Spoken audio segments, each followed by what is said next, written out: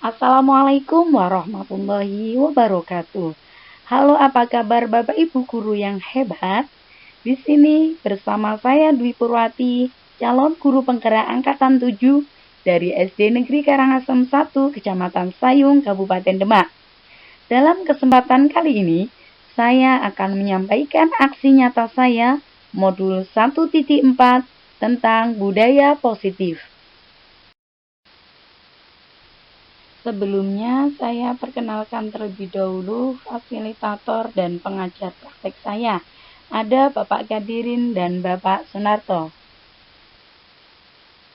Selanjutnya, izinkan saya untuk menyampaikan hasil diseminasi saya tentang rancangan tindakan aksi nyata.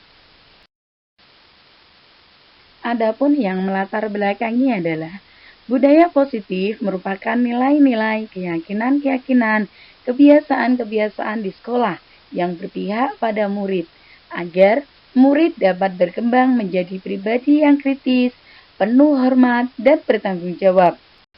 Hal ini sesuai dengan tujuan pendidikan menurut Ki Hajar Dewantara, menuntun anak dengan segala kodrat yang ada, agar mereka dapat mencapai keselamatan dan kebahagiaan, baik sebagai manusia ataupun sebagai anggota masyarakat. Adapun tujuan aksi nyata saya adalah menciptakan murid yang merdeka dan disiplin diri yang kuat, serta menumbuhkan budaya positif di sekolah dengan meyakini nilai-nilai kebajikan universal.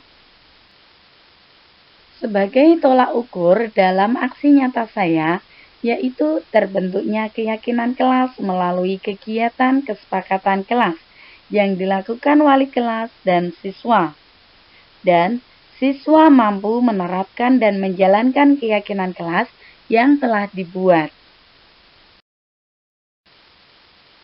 Adapun lini masa tindakan.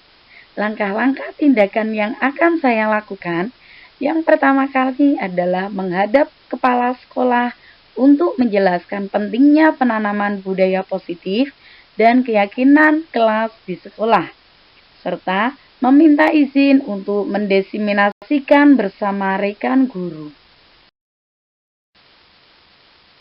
Lini masa tindakan yang kedua adalah melakukan koordinasi dan berkolaborasi untuk membuat keyakinan kelas. Lini masa tindakan yang ketiga yaitu memantau, merefleksi, dan mengevaluasi keyakinan kelas yang telah dibuat bersama.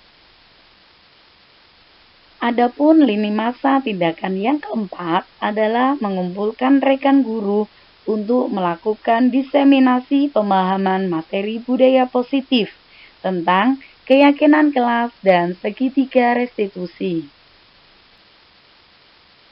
Di dalam melaksanakan aksi nyata ini, saya membutuhkan beberapa dukungan.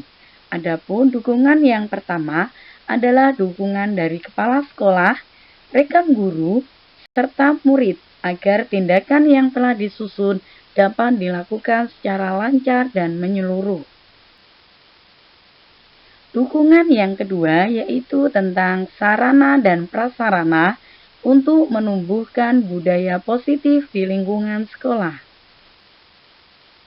Adapun dukungan yang ketiga yaitu dukungan dari orang tua dalam melakukan budaya positif di lingkungan rumah. Dokumentasi tentang keyakinan kelas dan diseminasi budaya positif yang telah saya lakukan.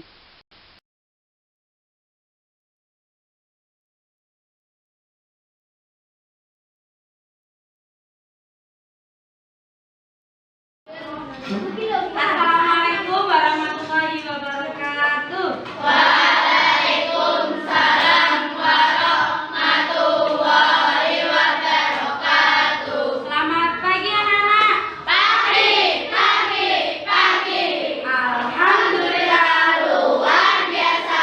Allahu Akbar. Oke, pada pagi hari ini kita akan membuat kesepakatan kelas. Ya, kesepakatan kelas itu bagaimana, Bu? Ya, kesepakatan yang kalian sudah buat, nanti yang melaksanakan adalah kalian sendiri. Jadi untuk kedisiplinan kita, misalkan contohnya, kesepakatannya bagaimana ya, Mbak Junita, Bu, saya mau datang tepat waktu, boleh. Yang lain bagaimana? Silakan nanti anak-anak membuat kesepakatan tersendiri. Setiap anak membuat satu yang boleh dilakukan dan yang tidak boleh dilakukan. Berarti ada berapa? 12. Sudah paham anak-anak? Sudah. Oke, sekarang kita akan membuat kesepakatan kelas kita bersama-sama.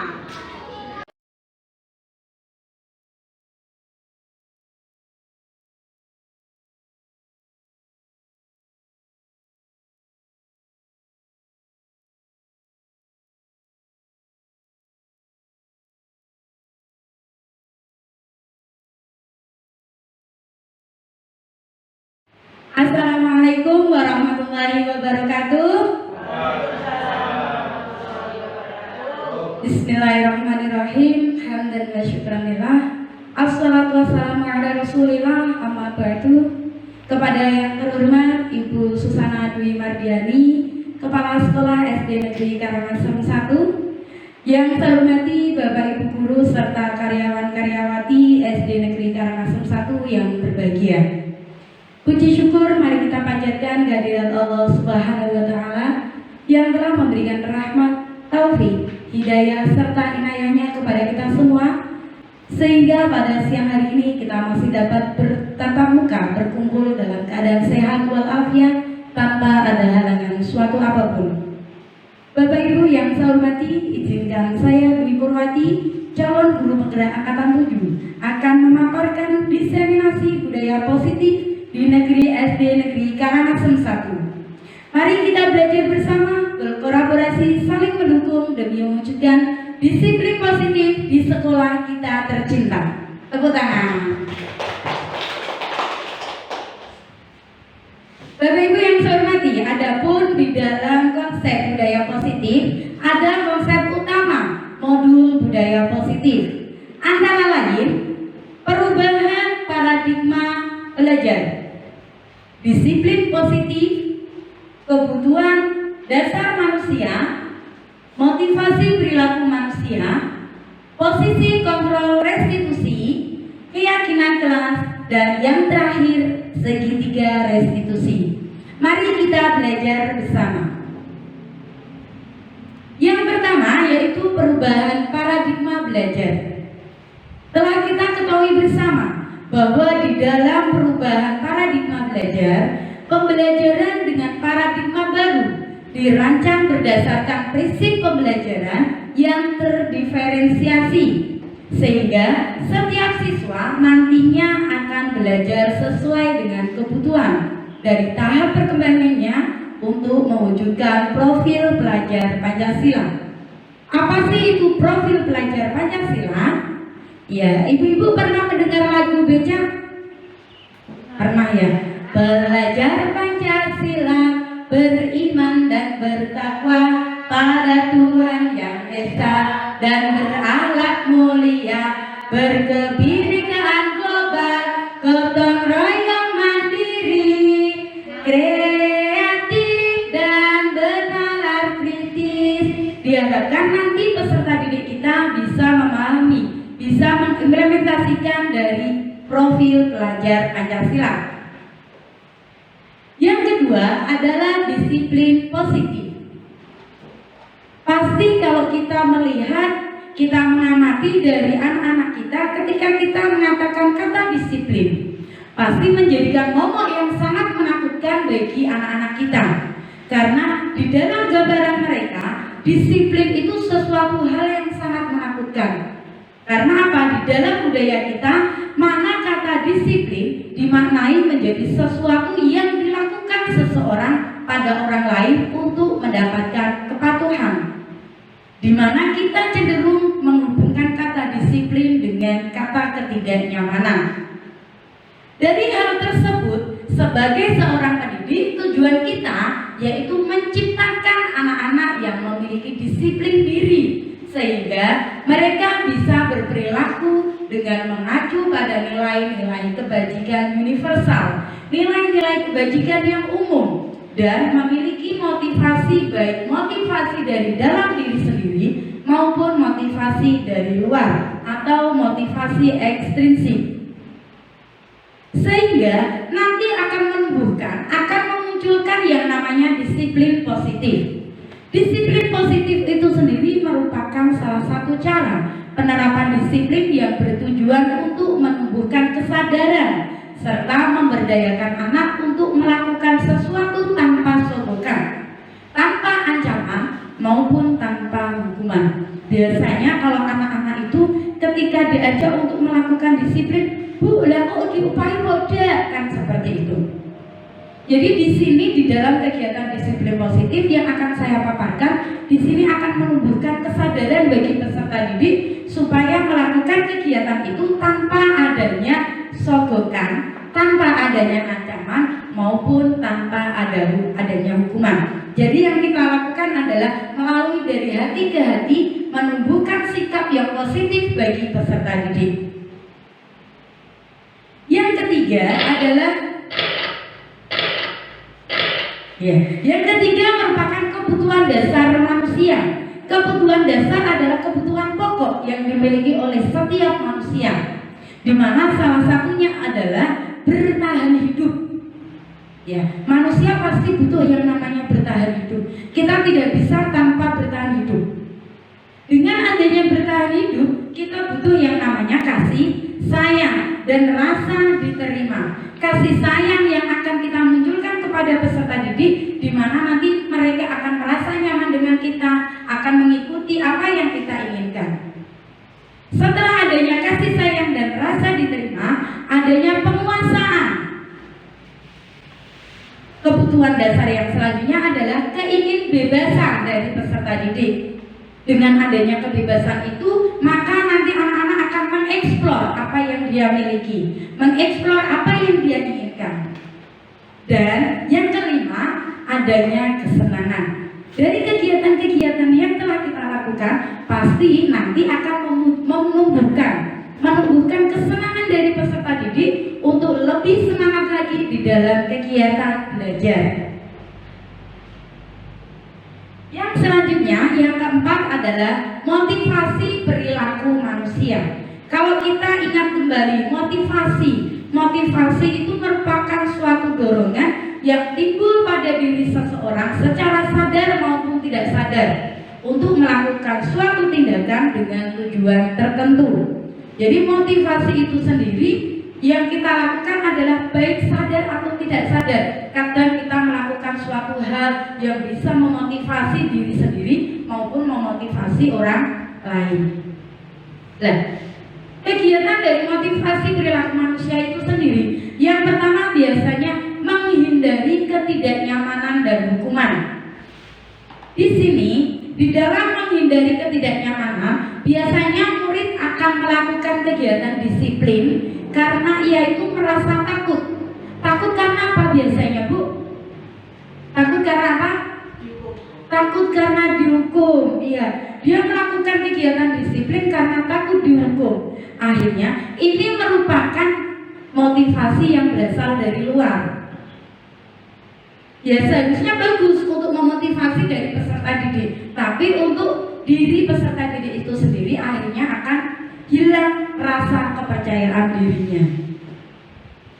Yang kedua, motivasi itu untuk mendapatkan imbalan atau penghargaan dari orang lain. Kadang biasanya motivasi yang mengharapkan imbalan biar orang lain itu melihat. Tapi ketika tidak ada orang lain melihat, apa yang akan dia lakukan? Ya biasa-biasa baik. Tapi ketika ada orang lewat ya, nanti dia akan merasa, wah, mumpung ada orang, saya tak termotivasi supaya orang melihat saya. Orang bisa menghargai saya. Dengan itu, nanti itu adalah merupakan suatu imbalan. Jadi, murid itu akan melakukan disiplin karena ia ingin mendapatkan imbalan.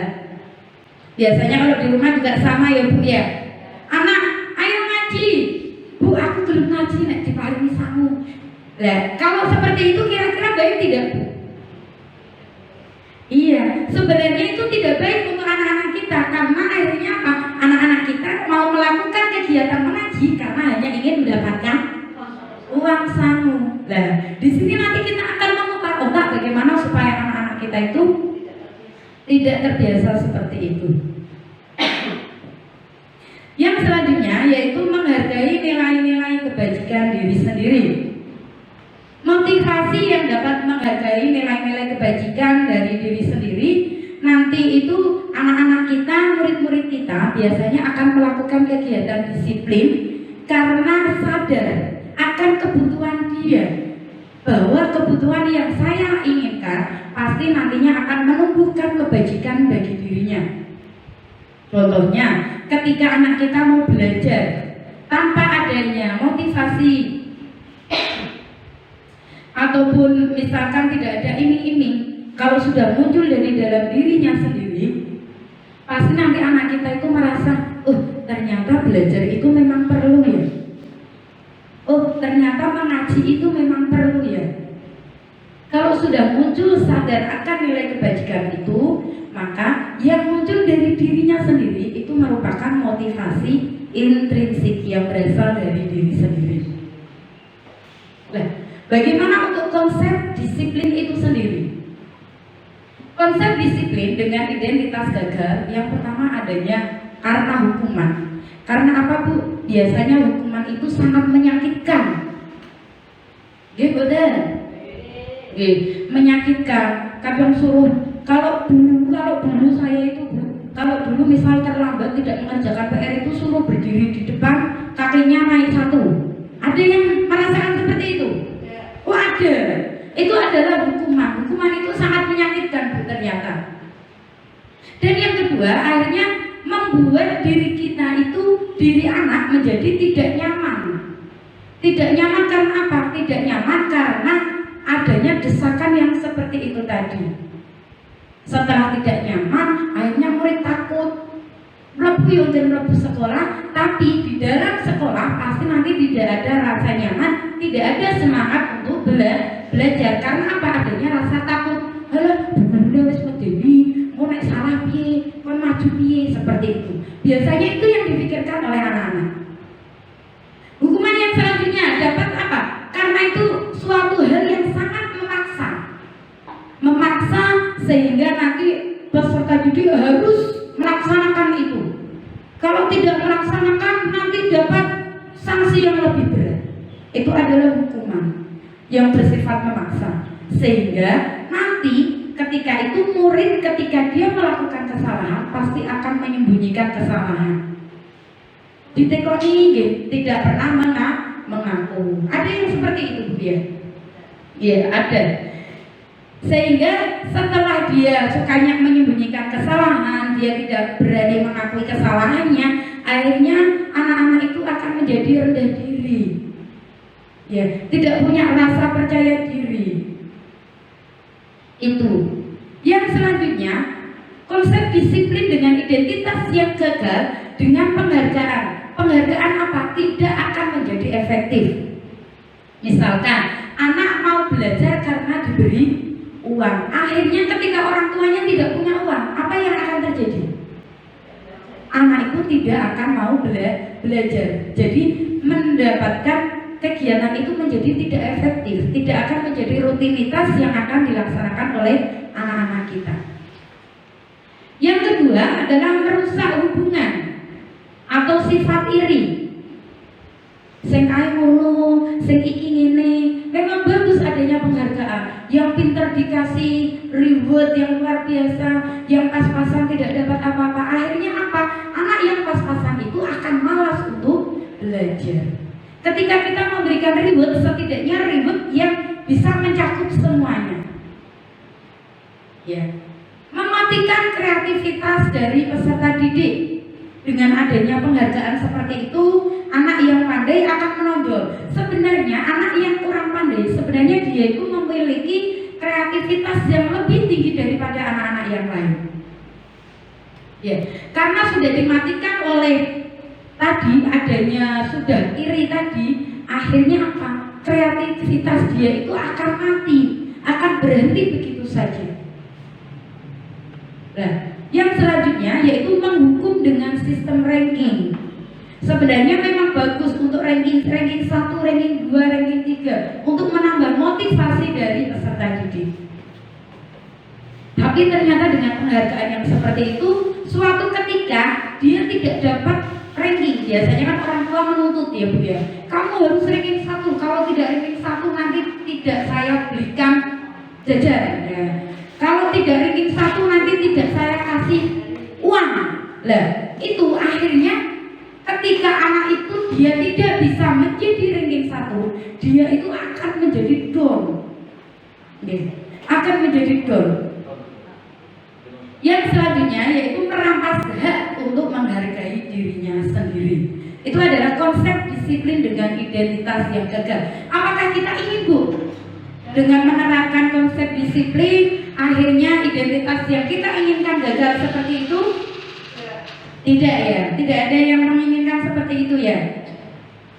Yang selanjutnya, bagaimana konsep disiplin dengan identitas yang sukses? Yaitu yang pertama adalah penguatan jangka pendek. Tidak usah terlalu muluk-muluk, yang jangka pendek saja. Contohnya, belajar setiap hari, rutin mengaji, membantu orang tua. Itu adalah penguatan dalam waktu jangka yang pendek. Yang kedua, yaitu perlu monitoring berkelanjutan. Ketika anak-anak kita itu sudah sukses, tidak hanya sukses ya, ketika anak-anak kita itu sudah berhasil, biasa saja atau berhasil, itu kita harus perlu adanya monitoring yang berkelanjutan. Walaupun dia sudah berhasil, jangan begitu saja dilepas. Kalau anak sudah berhasil dilepas begitu saja, nanti dia akan merasa puas akan dirinya sendiri. Ya, jadi perlu adanya monitoring itu tadi. Yang ketiga yaitu stimulus respon. Stimulus yang panjenengan berikan itu tadi, memberikan motivasi. Kemudian yang selanjutnya yaitu murid akan lebih menghormati peraturan. Karena apa? Peraturan yang dia lakukan tidak dia laksanakan karena terpaksa, tapi peraturan yang dia lakukan adalah berasal dari dirinya sendiri. Dan yang selanjutnya adalah kehilangan waktu untuk merenungi kesalahan. Itu adalah konsekuensinya. Sehingga apa? Sehingga akan menumbuhkan murid yang akan bertanggung jawab akan perilakunya. Ketika dia salah, dia akan berani mengakui kesalahannya.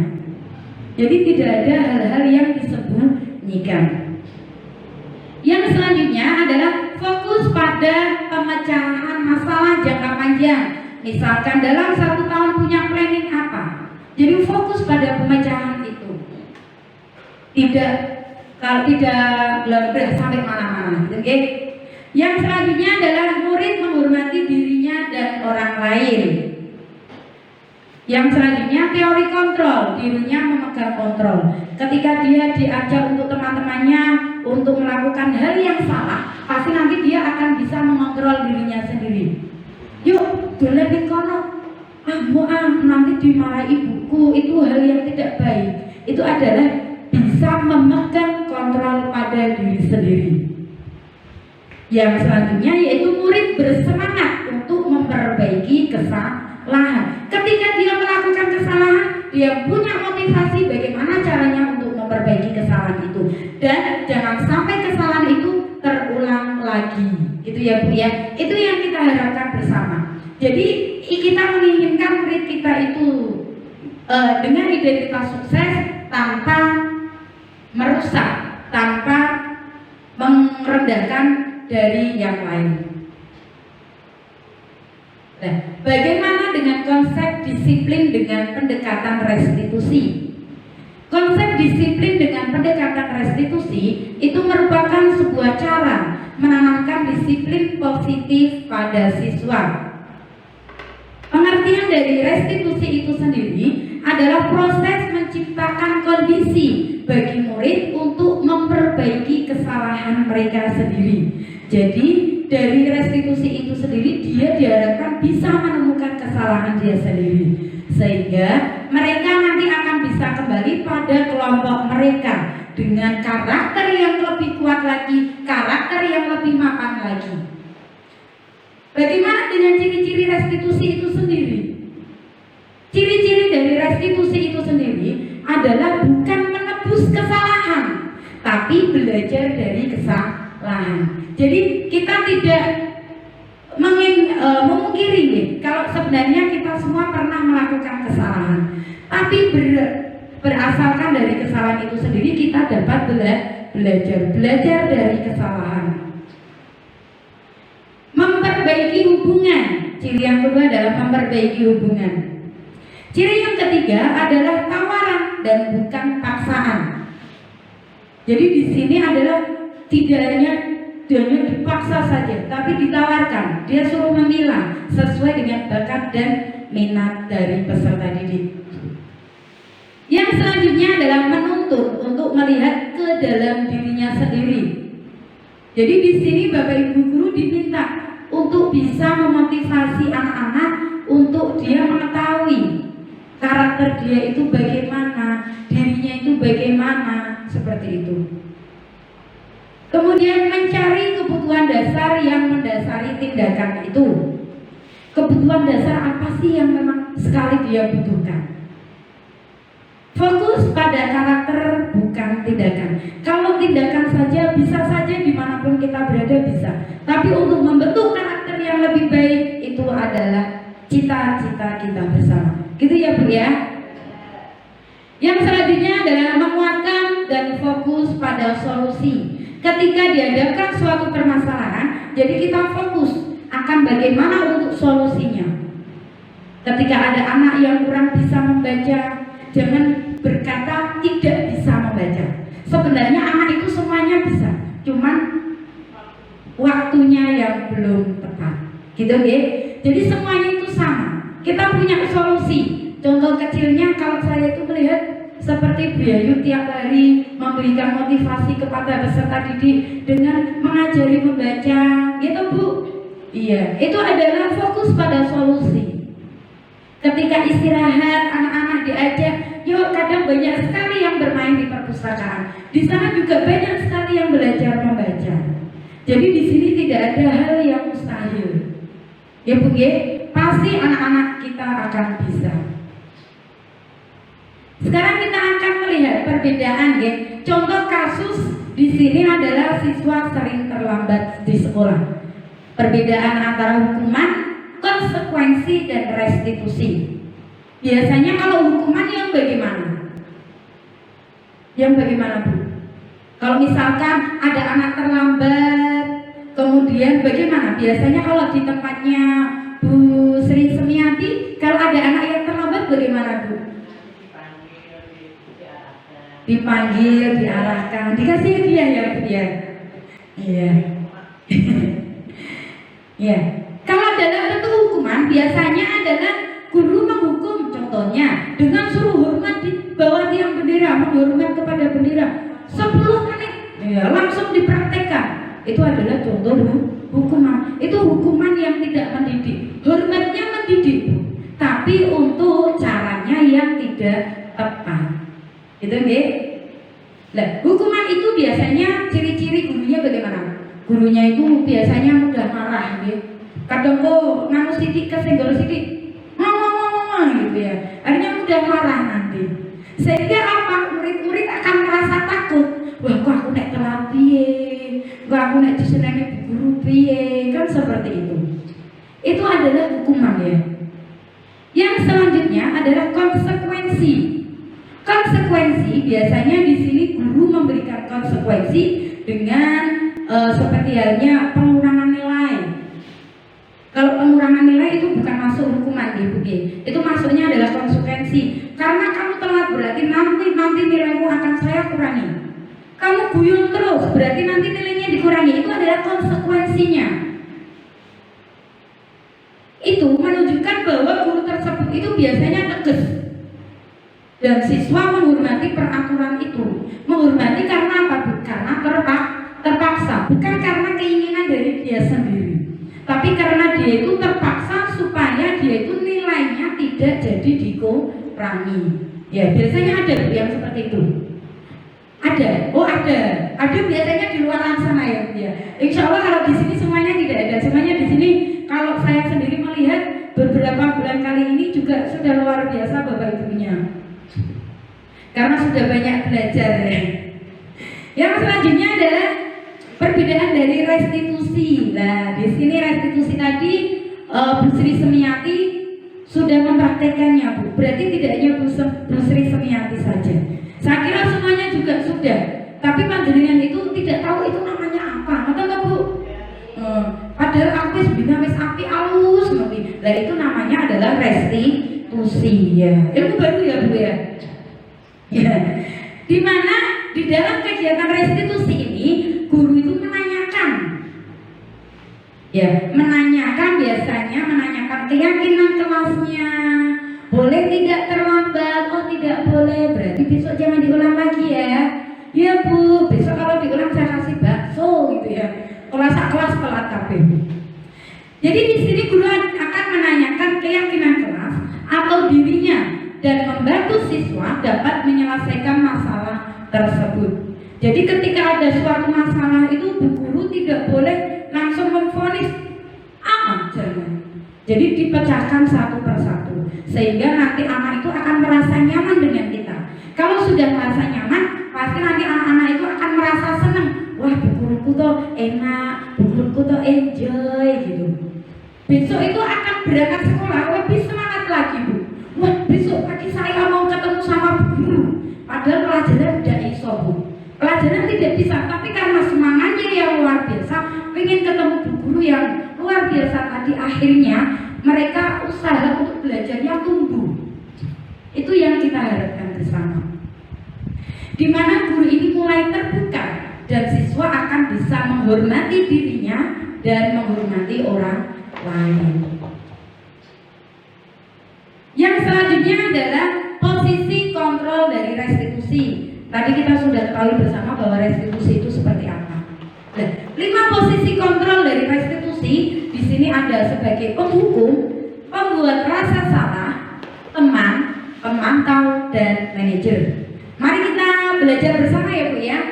Untuk yang penghukum, biasanya tadi sudah ada contohnya. Patuhi peraturan sekolah. Kalau tidak bisa silakan baris di depan. Ya. Nek barisannya belum bagus, belum masuk kelas. Itu adalah contoh dari penghukum. Ya. Kalau dulu saya seperti itu Bu. Kalau dulu nih. Kalau insya Allah sekarang tidak. Dulu waktu sekolah SD, sekolah SMP, kalau udah mengerjakan PR yo, silakan kerjakan ulang 100 kali.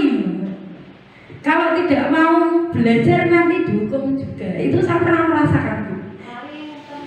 Lari muterin lapangan. Itu adalah dulu. Tapi karena sekarang eranya sudah era yang lebih canggih, jadi kelihatannya untuk penghukum itu saat ini sudah tidak ada ya Bu ya. Ya. Yang kedua, posisi kontrol yang kedua adalah pembuat rasa bersalah. Di sini berapa kali bu guru sudah memberitahu kamu, piye kolele, dikandani bolak-balik kok ora iso-iso. Biasanya ku nek bapak ibu guru nek wis rada boko ngoten niku. Dikandani diajari ndak iso-iso. Lah biasanya itu nanti akan menumbuhkan rasa bersalah. Kalau misalkan yang ada yang masih seperti itu dikurangi gitu. Karena itu nanti ternyata untuk efek ke belakangnya untuk peserta didik kita itu sangat negatif sekali. Membuat apa? Membuat peserta didik itu akhirnya rodok minder, rodok malas-malesan gitu. Ya. Yang selanjutnya adalah teman. Ya.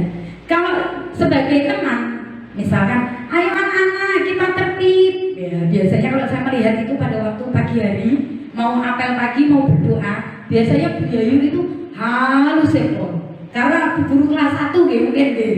Jadi harus sabar luar biasa itu. Itu adalah menunjukkan sebagai teman Bu. Ya, ayo kita baris. Kalau yang barisnya paling bagus, berarti Bu guru akan menjadi lebih bangga.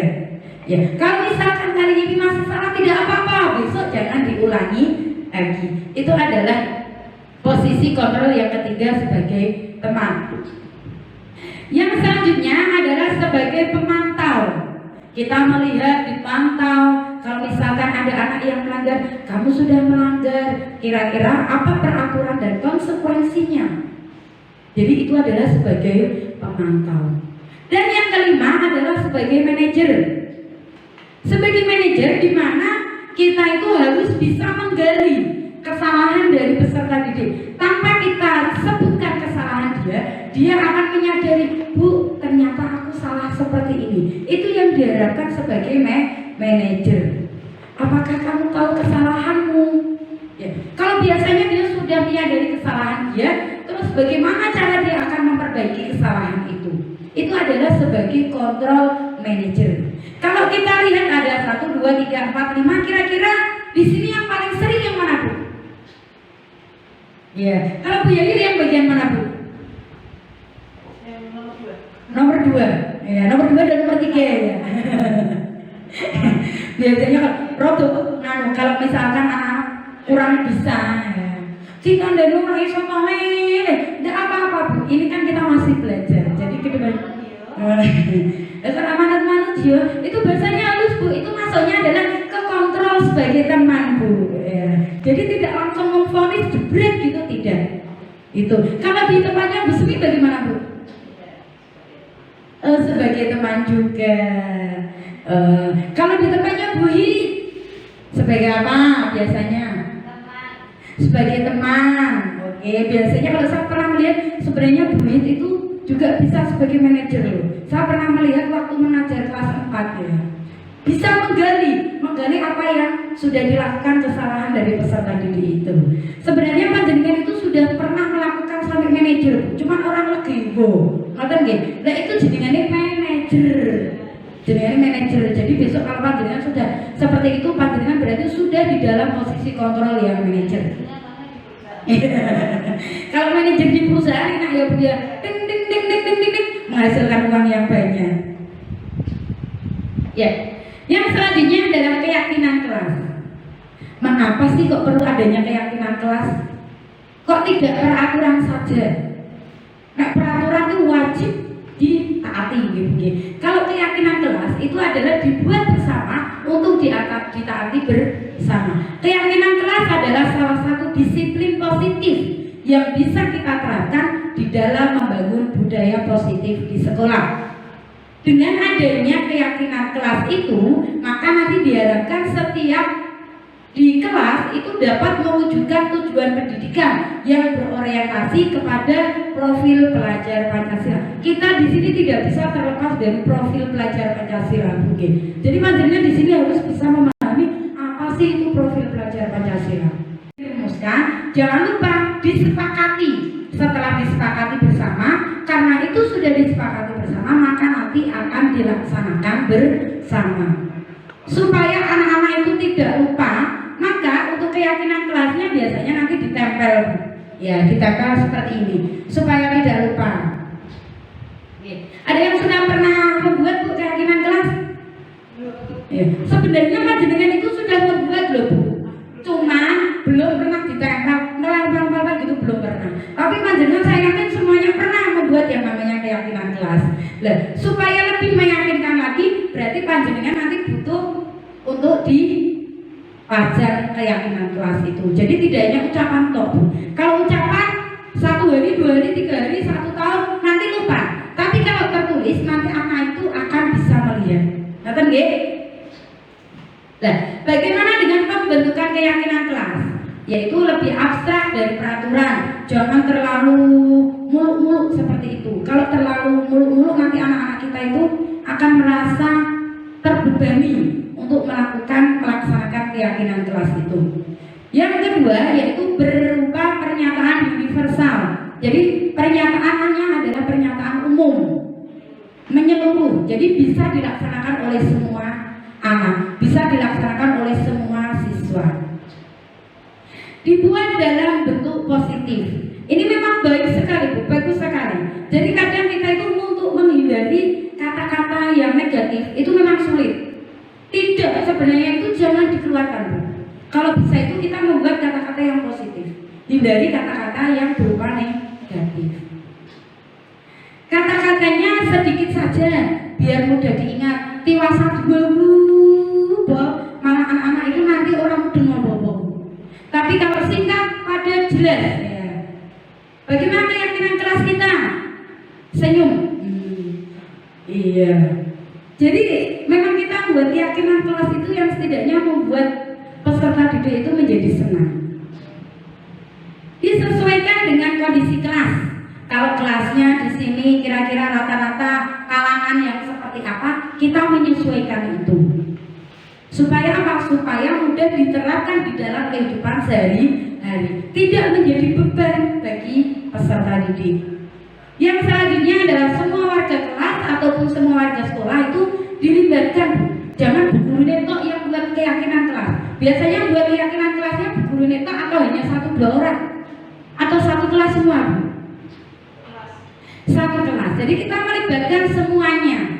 Misalkan nanti ada yang sama, baru nanti kita dipilih-pilih seperti itu. Kalau ada yang sama kita kelompokkan gitu. Jadi tidak hanya 1-2 orang saja. Wah, nanti yang saya buat keyakinan kelas yang pinter-pinter, jangan. Jadi semua yang ada di kelas kita libatkan semuanya. Gitu ya, Bu ya. Yang ketujuh adalah segitiga restitusi. Di dalam kegiatan segitiga restitusi ini adalah yang pertama menstabilkan identitas. Ya, pasti kita tidak bisa pungkiri bersama bahwa setiap manusia pasti pernah melakukan kesalahan. Terus betul, Bu? Iya. Jadi dari hal-hal kesalahan itu kita semua akan melakukan hal yang terbaik yang bisa kita lakukan. Itu adalah menstabilkan identitas. Yang selanjutnya adalah validasi tindakan yang salah. Kita memancing peserta didik, Bu. Jadi misalkan kalau dia melakukan suatu hal yang salah, pasti ada alasannya. Tidak mungkin ketika melakukan salah itu tanpa alasan, tidak mungkin.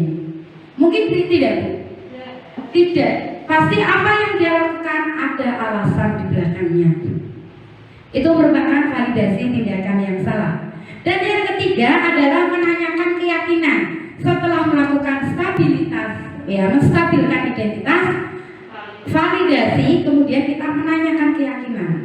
Ya, kalau sudah menanyakan keyakinan itu kalau bisa motivasi dari diri sendiri, ya internal. Kira-kira nanti mau mulai kapan? Itu ya, jangan diulang lagi ya. Kalau itu kan motivasi dari luar. Kalau sudah menanyakan keyakinan, diharapkan peserta didik kita itu bisa meyakinkan dirinya sendiri untuk bisa termotivasi. Gitu ya, Bu ya. Itu adalah segitiga restitusi. Itu tidak bisa terlepas, Bu. Antara satu dengan yang lain itu tidak bisa dipisahkan. Itu satu kesatuan yang utuh. Yang selanjutnya mari kita simak bersama. Ini adalah sebuah kasus. Ya, bagaimana nanti caranya menstabilkan, bagaimana mengidentifikasi masalah, bagaimana kemudian untuk menanyakan keyakinannya bagaimana. Mari kita simak bersama.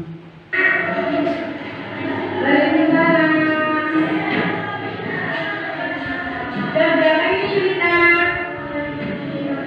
Jam 7.15. Oke, itu yang lagi ya, jangan masuk. Yang kedua, ini adalah yang pertama adalah menstabilkan identitas ya. Jadi jangan langsung berfonis. Baik, lagi ya. Iya, tadi kita tahu kenapa berpanggil di sini. Ya, kenapa? Karena dalam tadi kan ada cuma berapa? Jam 7 sampai sekolah jam 7.15. Berarti sudah tahu ya kalau terlambat. Ya, apa di sini Bumi tidak akan mencari kesalahan ataupun kendala dari siapapun ya. Jadi kita di sini tidak akan mencari siapa yang salah, siapa yang benar. Yang penting dari kita sudah tahu kalau dari kita sudah terlambat. Kalau terlambat itu termasuk perbuatan yang baik atau yang kurang baik? Iya, jadi sudah tahu ya kalau terlambat itu perbuatan yang kurang baik. Berarti besok jangan ulangi lagi ya. Ya. Yang selanjutnya validasi tindakan yang salah. Tidurnya malam, jam berapa semalam? Jam 10. Wow, nah kenapa kok bisa tidur jam 10?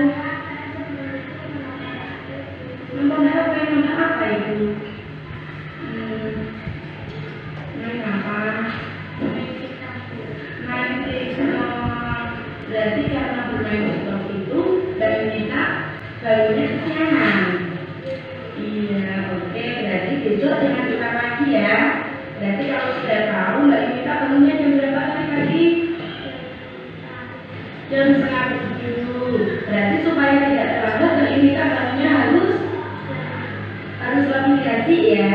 Yang keenam, supaya belanja tidak tersiar. Oke.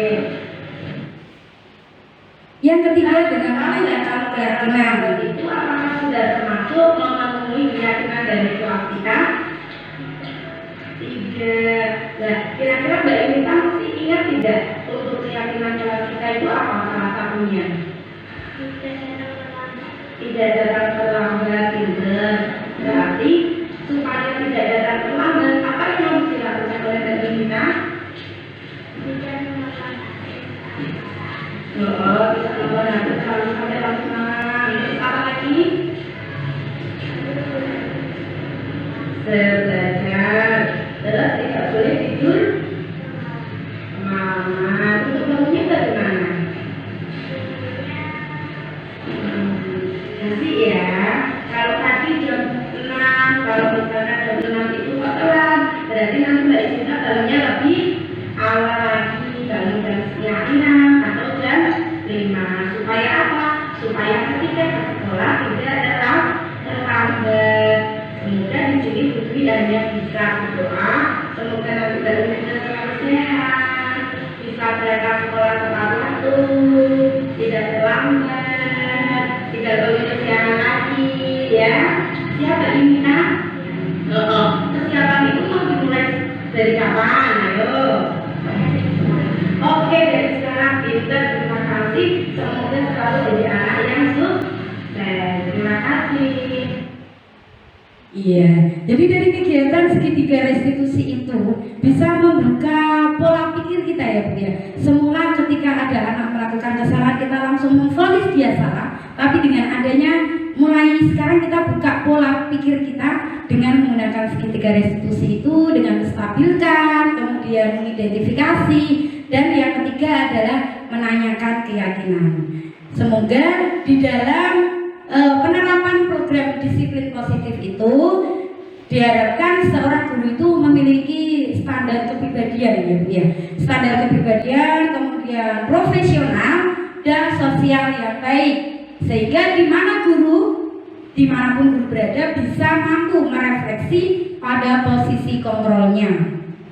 Bagaimana perjalanan dia sebagai seorang among, yaitu sebagai seorang manajer. Diharapkan kita semua itu bisa menjadi seorang manajer, di mana seorang manajer dapat menuntun murid-murid menjadi insan yang mandiri, merdeka, dan bisa bertanggung jawab. Terima kasih Bapak Ibu semuanya. Kurang lebihnya mohon maaf. Tuku kupat neng pasar Bintoro. Menawi wonten lepat kula nyuwun agunging samudra pangaksami nyuwun pangapura ingkang kathah nggih Bu nggih. Terima kasih. Akhirul kalam billahi taufiq wal hidayah. Wassalamualaikum warahmatullahi wabarakatuh.